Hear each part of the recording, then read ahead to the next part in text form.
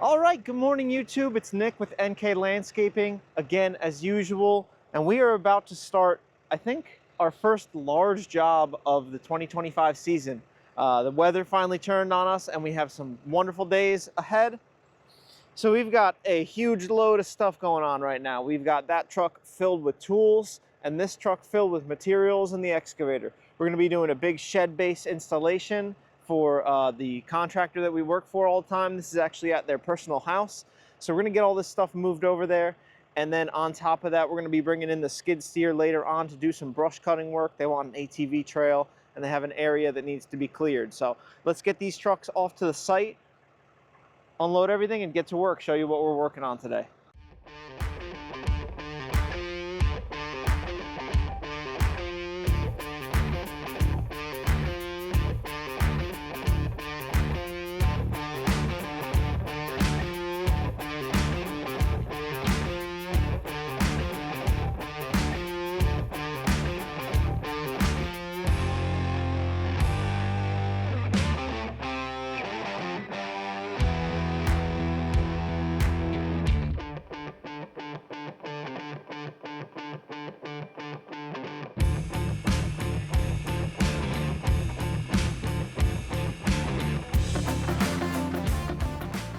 So the question is, can I pick this up? Got the forks. The shed base is going right where Kurt's standing, and this is in the way. So if I can't pick it up as a stack, it looks like I could separate the top half from the bottom. So let's give it a shot for the whole thing and see if the little 33 can pick it up. I think I'm gonna have to separate it because I can't get under it very well.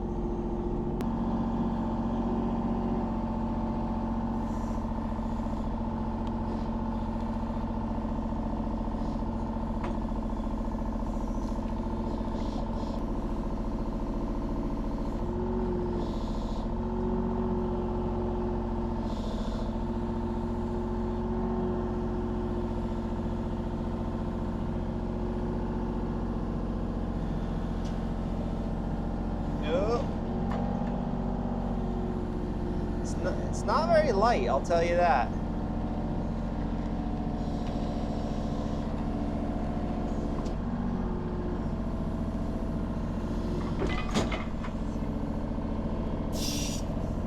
I guess that's where it's going.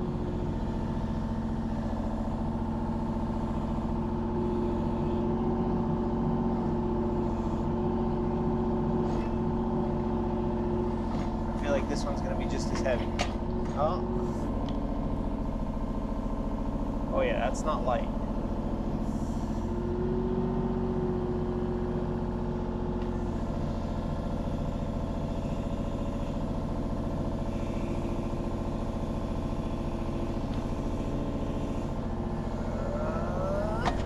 Nice.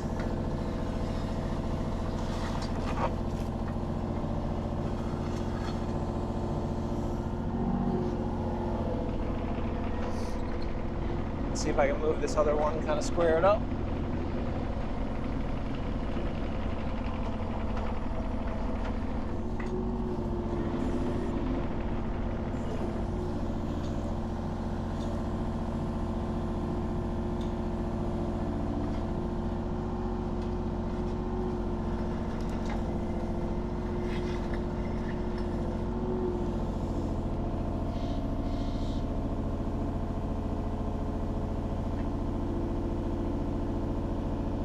Building supplies are heavy.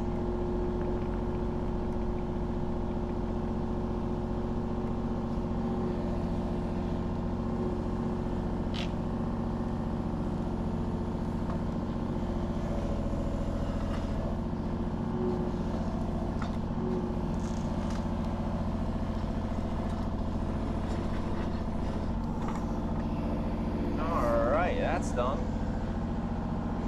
Forks can go over here. We'll deal with those later. So behind the excavator here, we got a little bit of brush that they want to strip back. So I'm going to pull all that down and around. This whole area has to come down quite a bit. So the whole idea of the brush cutting is we're going to come in right about here, and we're making a trail down to that lower field that you guys saw. And we're going to clean up this area so they can get an ATV down there. because we've installed steps on that side of the property that used to be the ATV trail, and they can drive the ATV up the stairs, but for like trailers and mowers and stuff, they want an easy trail. So I'm gonna take the excavator, I'm gonna kind of grub through this area, and while I'm doing that, I'm gonna bring this whole thing down with it and use that to kind of fill in this area. I'll pull these trees out, and these are some huge concrete chunks that we pulled out when we put the Millings driveway in. I can't move those, they're too heavy. The skid steer struggled to even get them there, so I'll kind of fill in around that, and we'll get to work here.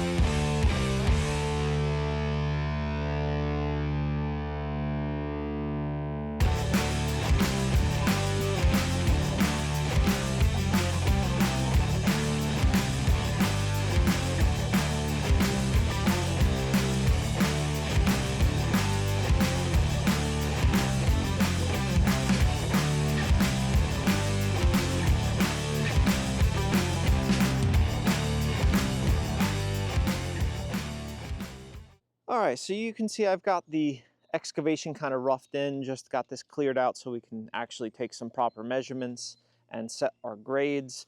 While I was at it, I don't think you guys could see it on the camera, I was kind of out of frame, but I got this area kind of set up.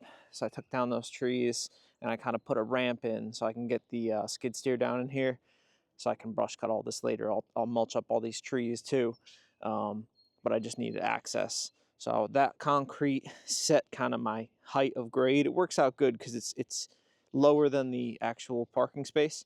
So I'll just kind of grade this out and make it look nicer. But Kurt's getting the dimensions set. And then for our heights, we're actually going to be using the smart level today. I don't know if I've talked about this before, but this is called a smart level. And Smart Level is the brand. They sell it under, Unilock actually sells it. I forget what it's called. It's like the U something, but they just rebrand this. But what this is, it's called an altimeter.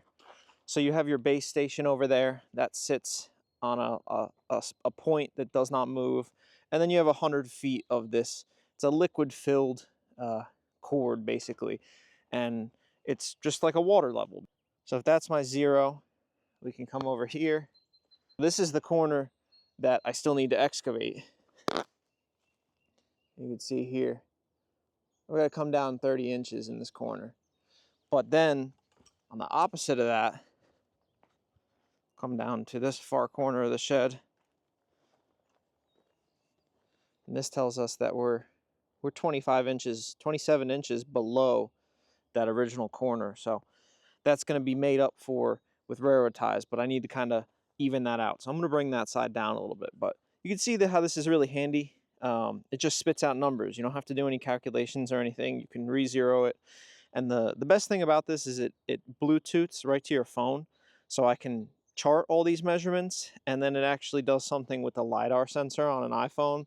And I can basically map out contour maps and grades and points on a map that we can import right into our design software. And Kurt can build basically patios that this thing spits out all of the points and the grades, and it'll show like a perfect accurate representation of the topography here, so that we get really accurate grade measurements and all sorts of things for that. So I need to do some more excavation now that everything's marked out. There's some big rocks in there I gotta pull, but we'll go from there.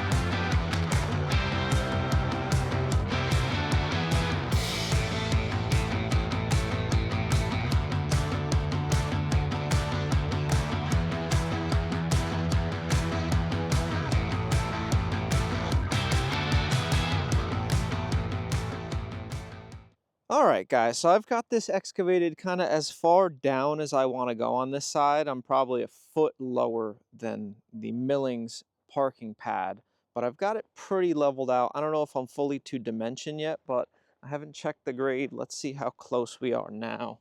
I'd like to be within 18 inches or so of fall between both sides here, but let's zero out in this corner. All right, we're zeroed there. If we come to this far corner,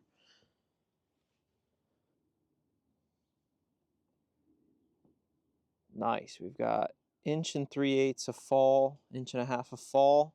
That's awesome. Come down to Kurt's corner here. Oh, this is the corner he marked with this stone. But that's nice. 17.5 inches of fall. That's doable. That's what we were expecting. And if we come to this far corner,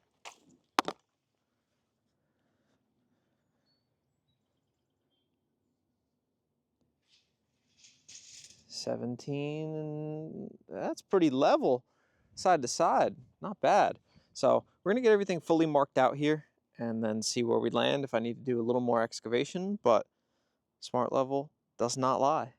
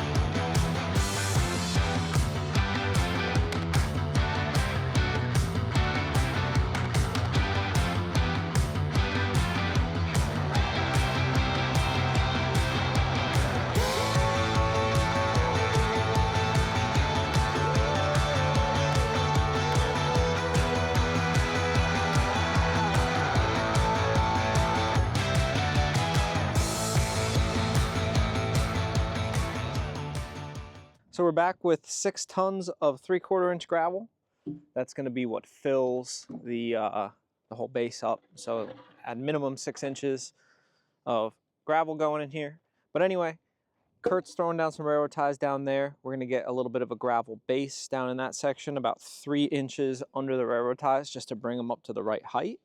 And then that railroad tie, that is the top of this side. So this side is only going to be 1 course just as a border. And by the time we come down here, we're going to be 3 railroad ties tall. And then we're going to fill this section in with dirt up until about that 6-inch mark. And then we'll top everything with gravel. So we're going to get some gravel unloaded in this area, get it all leveled out, compacted, and then we can start building the wall. So guys, I really slacked on the building of the shed base here. Nothing too special. It's just a low grade railroad tie retaining wall. But you can see that this side of the driveway is perfectly flush with the top, so you could drive something in. The doors are going to be in the center, so we may need to do some extra millings in the future, but that's what we're doing for now. I'm going to take my leftover dirt and I got to fill this up to basically the bottom of the last railroad tie layer, so we can add 6 inches of gravel on top of that. So we'll jumping jack that all into place, but I have a bunch of extra dirt stockpiled over there, and then we'll get everything graded out and we'll put in the remaining gravel that we have with us today. We're probably going to need more. We'll be back tomorrow anyway, so let's get to it. All right guys, we're back this morning. Got another load of gravel, so that should top this thing off. Then we are going to run the plate compactor over it, make sure it's all level and compacted. And then we're going to haul out all the unnecessary stuff. Excavator is still going to stay, but we'll bring the skid steer in so we can start working on the brush cutting. But let's get this gravel in the base.